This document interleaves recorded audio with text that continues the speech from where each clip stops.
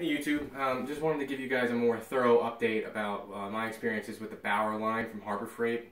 This is their new 20 volt lithium ion line that is just came out. It came out at the same time as Hercules, but Hercules being priced in the upwards of $100 and $110 range. This is the $75 MSRP hammer drill, and I think this is the $79 impact, which I thought was weird, but I'll get into why it makes sense further along this video. Now, I've had these two for going on 5 or 6 months, which is not a terribly long time, considering now they do this. Yeah, that doesn't sound good. I haven't gotten in there yet to see what the hell happened, but odds are, given the fact that there's these big ridges in it, and a lot of the work I do is at the shore around sand, I have a feeling there's probably just some sand in the mechanism that I can clean out relatively easily. But the fact of the matter is, it still runs just fine. And ironically enough, currently I'm product testing the Hercules, and I like the drill or the trigger on this better than I do the Hercules. The Hercules, there's a delay and it's a little squishy, and there's not. See, that's immediate.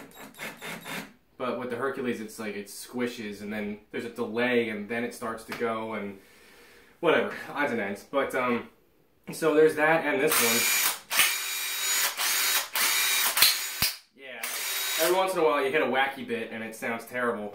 I don't really know what that is, but I do know that when I broke down this to clean it out when it got sand in it, that the rear housing for this thing, which is a good thing that the rear housing for the whole armature of the mechanism itself is housed in metal instead of it being reliant on the back of the plastic keeping everything true, which is what a lot of them are. So that's great, but it is just it's a bushing, not a bearing, so it's just a piece of metal that the whole drive shaft basically rides inside of, and eventually it'll wear out and it won't run true anymore, and that seems to be what the case is for why these are the way they are. But overall, I have noticed that I still really like these. I just wish that they were serviceable, because if they were, I would keep using them. So there's that, and they both had a really good place in a work environment. As far as homeowners go, the hammer drill and the impact driver are amazing, and this impact driver is strong as a mother. Like, it outperformed my 18 volt NiCad DeWalt that I've been using for work for this whole time, basically, by a lot. And to be honest, it feels stronger than the Hercules. Now, I'm not going to put these in a side-to-side test and really try them out by running lag bolts with both of them and see which one is actually stronger, but this one feels stronger than the Hercules. Though I don't have it anymore to show you, I did buy their circular saw when that came out, and it was a disappointment. So I've already returned it since. It's just anemic. When you pulled the thing out, the motor was so small that you kind of had a feeling like, right out of the box, that it really wasn't going to be able to cut the mustard. But and not only just that, but all the adjustment dials on it were very chinky and loose, and they just felt like they were going to snap off really easily. So it really didn't bode confidence in me.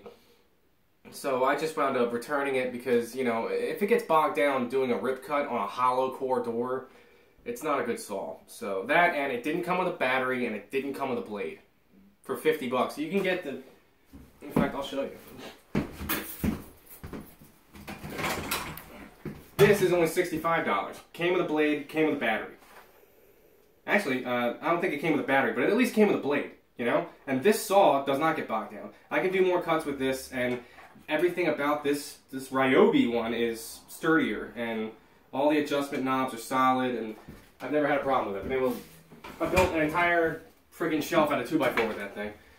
So overall, my impressions of this is I have to see how the rest of the line is going to do. The saw was a disappointment, but there's usually 1 or 2 squib loads when it comes to a whole cordless line.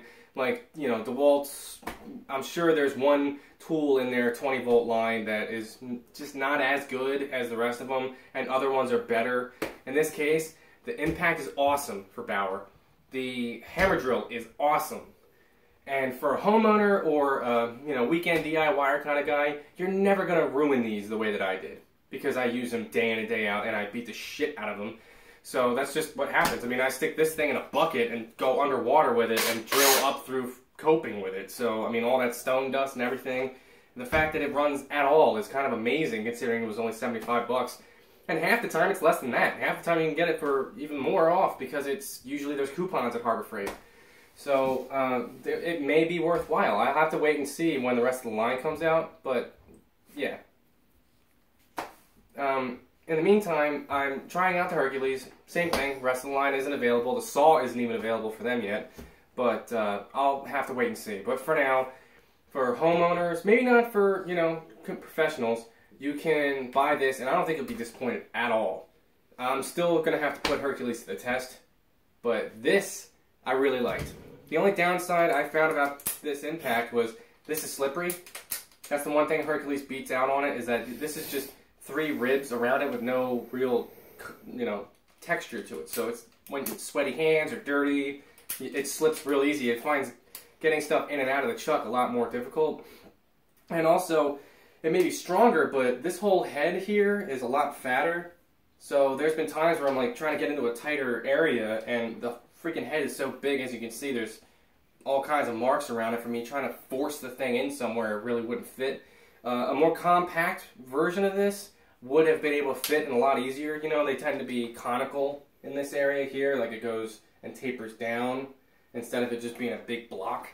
So, I mean, that's one potential drawback, but, I mean, what I like about it is that the batteries are so cheap. So if they're worth even half of a shit, then I think they're worth doing if you don't want to pay an outrageous amount for the batteries. You know, it's like HP with their printers. They give you the printer for a song, but they charge you through the backside for the ink cartridges. You know, would you rather keep paying and paying and paying for batteries? Or would you rather get a tool that's good enough? And, I mean, shit, they sell extended warranties. You can get a 1-2 year extended warranty through Harbor Freight, so maybe it's worth it. But yeah, in the long run, I'd say definitely worth doing.